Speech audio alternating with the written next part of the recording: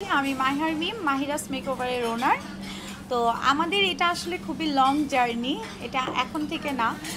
প্রথমেই বলে দিচ্ছি, সারা বাংলাদেশ চ্যালেঞ্জ দিয়ে বলছি যে বাংলাদেশের মধ্যে আমরাই এত কমে ফুল বিউটিফিকেশন কোর্স করাচ্ছি। আমাদের মতো কম কোথাও কোনো জায়গায় নিচ্ছে না, এতটুকু আমরা বলতে পারি। ইভেন আমাদের অনেকেই কপি করে এখন তারা নতুন প্রতিষ্ঠান দিচ্ছে বা ট্রেনিং সেন্টার খুলছে।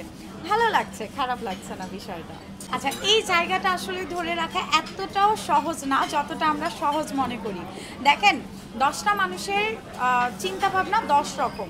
তো এই 10টা মানুষকে মেনটেন করে আমরা কিন্তু গ্রুপিং ক্লাস করাচ্ছি 1 মাসে।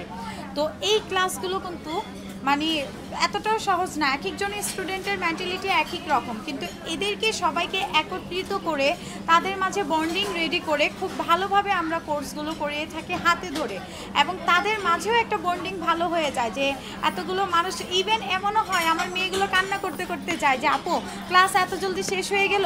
আমরা এইভাবে রেডি করি আমাদের গ্রুপটাকে, আমাদের স্টুডেন্টদেরকে। হ্যাঁ, আলহামদুলিল্লাহ আমাদের প্রতিষ্ঠানে কিন্তু আমরা অনেকেই গিয়ে নিয়ে আসি। মাহিরাস মেকওভারে এই পর্যন্ত লিওনা আপু আসছে, সবাই চিনেন লিওনা আপুকে। তারপর মেক ইট বাই ফারজানা আপু আসছে। আলহামদুলিল্লাহ অনেকের সাথে আমাদের প্রতিষ্ঠানের মানুষদের সাথে কাজ করা হয়েছে ব্র্যান্ডের নিয়ে। তবে আলহামদুলিল্লাহ বলতে গিয়ে অনেক জায়গা থেকে যেহেতু আমরা ব্র্যান্ড নিয়ে কাজ করেছি, বিভিন্ন ব্র্যান্ডের বিভিন্ন রকম গিয়ে তাদের কাজগুলো প্রেজেন্ট করা।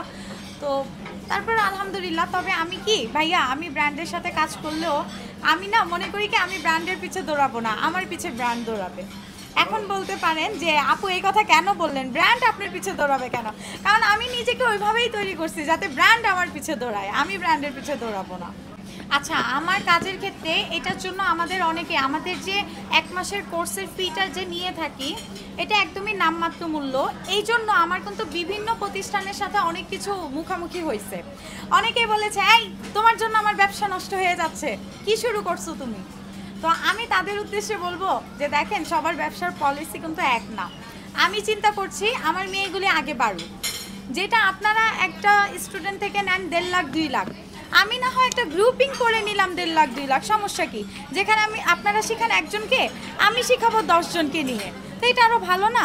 ইভেন আমার এমন মেয়েরা এই গ্রুপের মধ্যে আসবে যাদের টাকার দিক থেকে সমস্যা, যারা ভালো কিছু শিখতে পারছে না কোটি কোটি টাকা ফেলে, কিন্তু আমরা অল্প টাকার মধ্যে গিয়ে আমাদের মেয়েদেরকে ভালো কাজ দিচ্ছি। এই জন্য হয়তো অনেক প্রতিষ্ঠান আমার উপর রাগ যে প্রমোশনাল কাজগুলো করলেই অনেক বেটার, অনেক টাকা পয়সা আসে। হ্যাঁ, তো এখন গিয়ে বলি, যারা মনে করেন ওই যে এইগুলি কারা করে জানেন, অল্প জলের মাছ যখন বেশি জলে চলে যায় হঠাৎের মধ্যে, তখন গিয়ে মেয়েগুলি এই টাইপের কাজগুলো করে।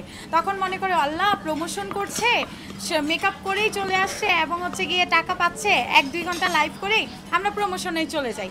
তো যখন তাদের এই মেন্টালিটিটা থাকে, তখন কিন্তু ওই মেয়েগুলো আগে বাড়তে পারে না। ওই মেয়েগুলো তখন কি হয়, ওই মেয়েগুলো তখন পিছে বাড়তে থাকে এবং মানুষের পা চেটে আগে বাড়ার চেষ্টা করে। আমি কিন্তু মানুষের পা চাটতে পারি না ভাই, আমার সবচেয়ে খারাপ গুণ, আমি মানুষের পা চেটে আগে বাড়তে পছন্দ করি না।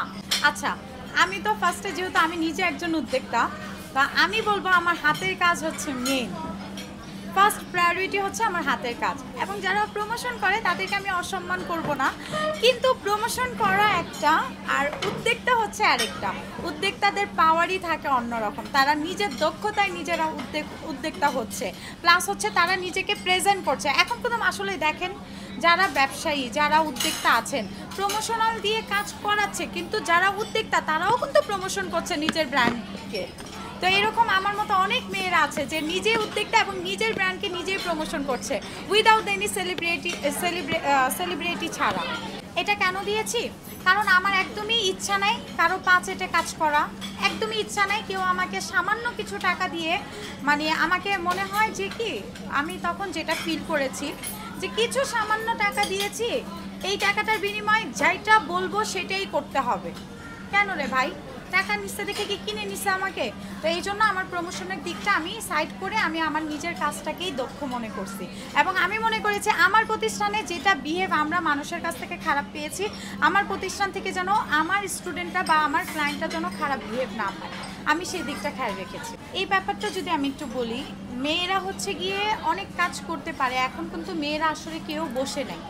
সবাই চিন্তা করে প্রমোশনাল না করে নিজে কিছু করি, ঘরে বসে করি, বাট করি, হাতে ধরে আমরা কাজ করতে যাচ্ছি, এই জন্য কোনো কাজ করার আগ্রহ বাড়তেছে।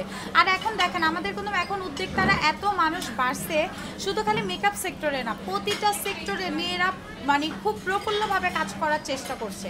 এবং এই কাজটা কেন করছে? তারা যেন নিজের পায়ে দাঁড়াতে পারে এবং অন্য ভালো ব্র্যান্ডের সাথে, ভালো প্রতিষ্ঠানের সাথে যেন যুক্ত হয়ে মানসম্মানভাবে যেন আর্নিংটা করে আসতে পারে সাময়িকের জন্য। রাইট, ফেস ভ্যালু হচ্ছে সাময়িকের জন্য। আজকে আমি ট্রেন্ডিংয়ে আছি, 2 দিন পর কিন্তু আমি আবার ট্রেন্ডিংয়ে নাও থাকতে পারি।